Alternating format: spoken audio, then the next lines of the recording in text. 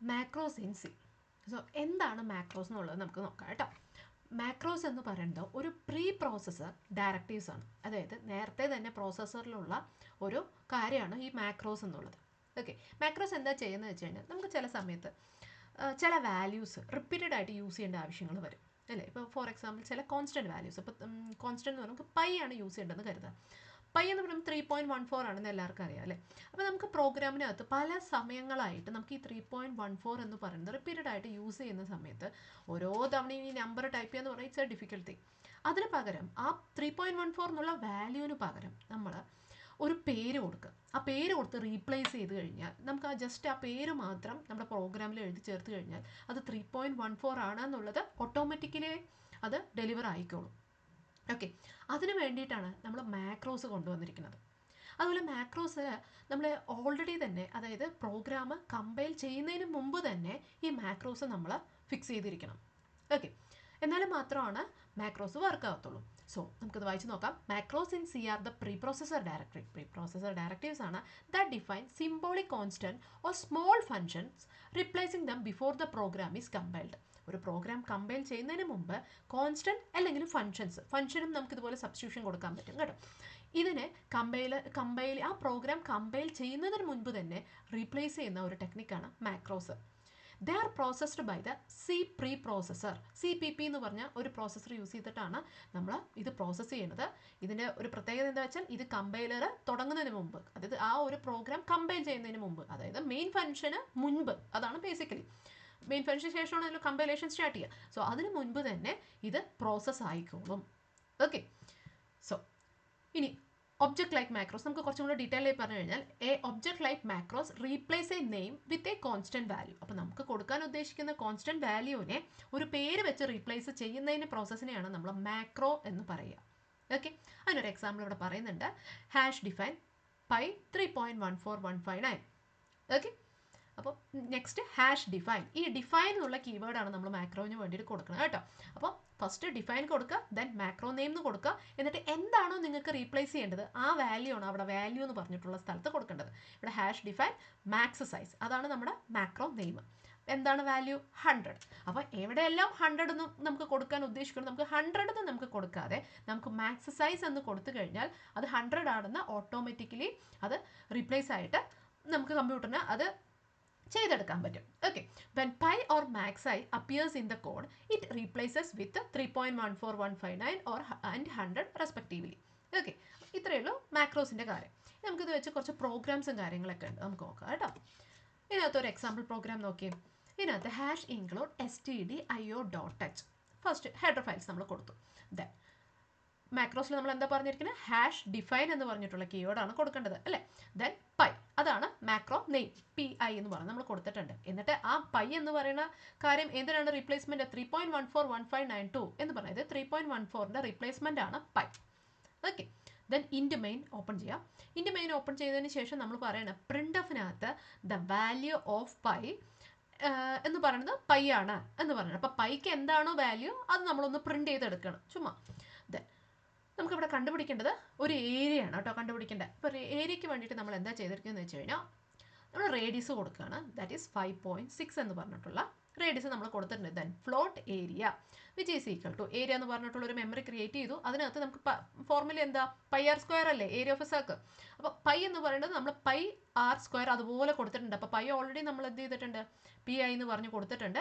Star radius എന്ന് പറഞ്ഞ് കൊടുത്തിട്ടുണ്ട്. അപ്പോൾ ഈ പൈ എന്ന് കണ്ടാൽ ഉടനെ തന്നെ പ്രോഗ്രാമിന് മനസ്സിലാവും, അല്ലെങ്കിൽ കമ്പ്യൂട്ടറിന് മനസ്സിലാവും അത് സബ്സ്റ്റിറ്റ്യൂഷൻ ഉണ്ട്. ഈ PI നമ്മളിവിടെ ഇൻറ്റിലൊന്നും ഡിക്ലെയർ ചെയ്തിട്ടില്ല, പകരം ഹാഷ് ഡിഫൈൻ ഇട്ടിട്ട് നമ്മൾ പ്രീവിയസ്ലി നമ്മളവിടെ ഡിക്ലെയർ ചെയ്ത് വെച്ചിട്ടുണ്ട്. അതായത് മാക്രോ നെയിം ആണ്.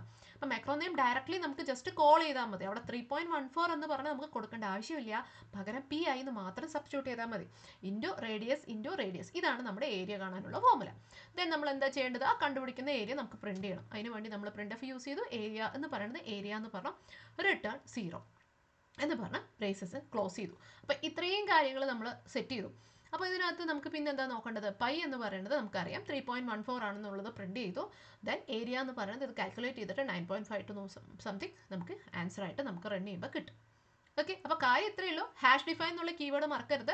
പൈ ആണ് സബ്സ്റ്റിറ്റ്യൂഷൻ. പി ഐ എന്ന് പറയുന്നത് മാക്രോ നെയിം ആണ്. ആ മാക്രോ നെയിം എന്താണ് സബ്സ്റ്റിറ്റ്യൂട്ട് ചെയ്യേണ്ടതെന്നുള്ളത് നമ്മൾ ഓൾറെഡി ഡിഫൈൻ ചെയ്ത് കഴിഞ്ഞാൽ പിന്നീട് പ്രോഗ്രാം വരുന്ന സമയത്ത് ജസ്റ്റ് ആ മാക്രോ നെയിം മാത്രം യൂസ് ചെയ്താൽ മതി. മാക്രോ നെയിം യൂസ് ചെയ്ത് നമുക്ക് കോൾ ചെയ്ത് കഴിഞ്ഞാൽ അത് ഡയറക്റ്റ്ലി തന്നെ 3.14 ആയിട്ട് അത് റീപ്ലേസ് ആയിട്ടുണ്ടാവും. എന്നിട്ട് അത് കാൽക്കുലേറ്റ് ചെയ്തിട്ടായിരിക്കും നമുക്ക് ആൻസർ കിട്ടുക. ഓക്കെ, ഇനി ഇതേപോലെ വേറൊരു പ്രോഗ്രാം കൂടെ നോക്കാം. ഇനി ഇത് ഫങ്ഷൻസ്. അപ്പോൾ നമ്മൾ മറ്റത് കണ്ടു. ഇനി ഇത് ഫംഗ്ഷൻ ആയിട്ട് എങ്ങനെ റീപ്ലേസ് ചെയ്യാന്നുള്ളത് നമുക്ക് നോക്കാം. The function like macros act like a function but replace directly by the preprocessor. Macro ഇതൊരു ഫംഗ്ഷൻ പോലെ തന്നെ ഉണ്ടാവും കേട്ടോ ഇത് കാണാൻ, പക്ഷെ അത് ഡയറക്റ്റ് ആയിട്ട് തന്നെ പ്രീ പ്രോസസറിൽ നമുക്ക് റീപ്ലേസ് ചെയ്യാൻ പറ്റും. അപ്പം മുന്നേ നമ്മൾ സിൻടാക്സിൽ കണ്ടത് ഹാഷ് ഡിഫൈൻ എന്ന് മാക്രോ നെയിം എന്ന് പറഞ്ഞു, അതും അതേ കണക്ക് തന്നെയാണ്. ഫങ്ഷൻസ് ആയതുകൊണ്ട് ഇവിടെ പാരാമീറ്റേഴ്സ് ആയിരിക്കും ഉണ്ടാവുക. ഓക്കെ, ഇവിടെ അതിൻ്റെ പാരാമീറ്റേഴ്സും കാര്യങ്ങളും കൊടുക്കുക. ദെൻ എന്താണോ റീപ്ലേസ് ചെയ്യേണ്ടത് അത് നമ്മളിവിടെ എക്സ്പ്രഷൻ ആയിട്ട് കൊടുക്കുക. ഓക്കെ, പ്രോഗ്രാം കണ്ട കുറച്ചുകൂടെ മനസ്സിലാവും. ഇവിടെ നോക്കിയേ, ഹാഷ് ഡിഫൈൻ സ്ക്വയർ, ഇതാണ് നമ്മുടെ മാക്രോ നെയിം. ഓക്കെ, സ്ക്വയർ എന്ന് പറഞ്ഞു കൊടുത്തു. ബ്രാക്കറ്റിലെ പാരാമീറ്റർ ആയിട്ട് നമ്മൾ എക്സ് എന്ന് പറഞ്ഞിട്ടാണ് ഇവിടെ കൊടുക്കുന്നത്. ഓക്കെ, എക്സ് നമ്മൾ കൊടുത്തു. അതിനുശേഷം ഇതിൻ്റെ എക്സ്പ്രഷൻ എന്താണെന്ന് വെച്ച് കഴിഞ്ഞാൽ എക്സ് ഇൻറ്റു എക്സ്. അപ്പോൾ നിങ്ങൾ എവിടെ സ്ക്വയർ എന്ന് പറഞ്ഞ് കൊടുക്കുകയാണെങ്കിലും അതിന് എന്തായിട്ട് കൊടുക്കണം എന്നാണ് പറയണത്, എക്സ് ഇൻറ്റു എക്സ് എന്ന് പറഞ്ഞിട്ടാണ് ഇവിടെ കൊടുക്കണം എന്ന് പറയണം. ഇതാണ് ഇതിൻ്റെ ഒരു എക്സാമ്പിളാണ് കേട്ടോ. ഇനി ഒരു പ്രോഗ്രാമിലോട്ട് നോക്കാം. നമുക്കിവിടെ നോക്കിയേ, ഹാഷ് ഇൻക്ലൂഡ് stdio.h എന്ന് പറഞ്ഞ് കൊടുത്തിട്ടുണ്ട്. Hash include stdio.h. ഇവിടെ ഹാഷ് ഡിഫൈൻ ആഡ്. ആഡ് എന്ന് പറയുന്നത് മാക്രോ നെയിം. ഇതിൻ്റെ പാരാമീറ്റേഴ്സ് നമ്മൾ കൊടുത്തിട്ടില്ലേ, അതാണ് എക്സ് കോമ വൈ. അപ്പോൾ എവിടെ നമുക്ക് എക്സ് കോമ വൈ എന്ന് പറഞ്ഞിട്ടുള്ള നമ്പേഴ്സ് വരികയാണെങ്കിൽ അതിനെ റീപ്ലേസ് ചെയ്യേണ്ട കാര്യമാണ് x plus y. Okay, replace means expression എന്ന് പറഞ്ഞ സംഭവം ഉണ്ടല്ലോ, അത് എക്സ് പ്ലസ് വൈ ആയിട്ട് നിങ്ങൾ മാറ്റണം എന്നാണ് പറയുന്നത്. അപ്പോൾ പ്രീവിയസ് കേസിൽ നോക്കിയാൽ നമ്മൾ പ്രീവിയസ് കേസിൽ എന്ത് പറഞ്ഞു, പൈ എവിടെ വന്നാലും നമ്മൾ 3.14 വെച്ച് റീപ്ലേസ് ചെയ്യണമെന്ന് പറഞ്ഞതുപോലെ ഹിയർ നമ്മൾ പറയുകയാണ് ഇവിടെ എവിടെ ആഡ് എക്സ് കോമ വൈ അല്ലെങ്കിൽ ആഡ് അതിൻ്റെ പാരാമീറ്റേഴ്സ് വന്നിരുന്നാൽ അതിനെ എക്സ് പ്ലസ് വൈയും ആയിട്ട് ഇത് റീപ്ലേസ് ചെയ്യണം എന്നാണ് പറയുന്നത്.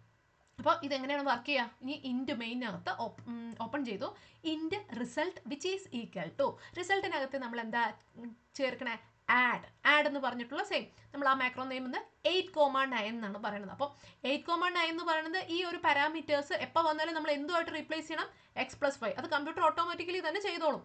അപ്പം ഇവിടെ എന്തായിട്ടായിരിക്കും കൺസിഡർ ചെയ്യുക, 8+9 എന്ന് പറഞ്ഞിട്ടായിരിക്കും ഈ ഫംഗ്ഷൻ ഇവിടെ വർക്ക് ചെയ്യുക. അപ്പോൾ ആഡ് എന്നുള്ള ഫംഗ്ഷൻ 8+9 ആയിട്ട് അതിൻ്റെ റിസൾട്ട് എന്തായിരിക്കും, ഈ റിസൾട്ടിൽ വന്ന് സ്റ്റോർ ആവും. അപ്പോൾ 8+9 എന്ന് പറയുന്നത് നമുക്ക് 17 ആണ്. അപ്പോൾ 17 എന്നുള്ളതായിരിക്കും റിസൾട്ടിൽ ഇപ്പോൾ കറൻ്റ്ലി സ്റ്റോർ ആയിട്ടുണ്ടാവുക. അത് നമ്മൾ പ്രിൻറ്റ് ചെയ്തെടുക്കണം. സോ പ്രിൻ്റ് ഓഫ് റിസൾട്ട് എന്ന് പറഞ്ഞ് വരും, ദാറ്റ് ഈസ് 17 എന്ന് പറഞ്ഞ് നമുക്ക് കിട്ടും. ദെൻ റിട്ടേൺ 0, അത് ക്ലോസ് ചെയ്യാം. ഓക്കെ, ഇത്രയും കാര്യങ്ങൾ ചെയ്യാം. ഇനി അടുത്തൊരു എക്സാമ്പിൾ ഇതേപോലെ തന്നെ, hash include stdio.h hash define average. നോക്കിയേ, ആവറേജ് എന്ന് പറഞ്ഞിട്ടുണ്ട്. Then a, b, c, d, e. അപ്പോൾ ഇത്രയും നമ്പേഴ്സ് വന്നാൽ നിങ്ങൾ എന്തായിട്ടായിരിക്കും അതിനെ സബ്സ്റ്റിറ്റ്യൂട്ട് ചെയ്യുക, a + b + c + d + e divided by 5.0. അതായത് അതിൻ്റെ ആവറേജ് കാണാം. ബേസിക്കലി മാക്രോസ് യൂസ് ചെയ്തിട്ട് ഒരു ആവറേജ് കാണേണ്ട പ്രോഗ്രാമാണിത്.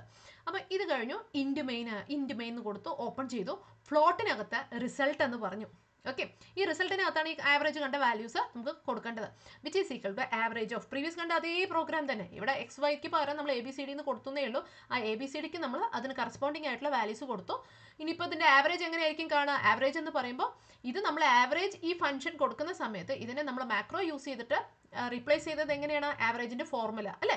ആവറേജിൻ്റെ ഫോർമുല നമുക്ക് ഇവിടെ റീറൈറ്റ് ചെയ്യേണ്ട ആവശ്യമില്ല, കാരണം നമ്മൾ മാക്രോസ് യൂസ് ചെയ്തിട്ടാണ് ചെയ്യുന്നത്. അപ്പോൾ ഇത് ഓട്ടോമാറ്റിക്കലി 8 + 9 + 12 + 13 + 5 ഡിവൈഡഡ് ബൈ 5.0 എന്ന് പറഞ്ഞിട്ടുള്ള ഫോർമുലയിലോട്ട് ഓട്ടോമാറ്റിക്കലി സബ്സ്റ്റിറ്റ്യൂട്ട് ആയിട്ട് അത് റിസൾട്ടിൽ വന്നിട്ട് സ്റ്റോർ ആയിക്കോളും.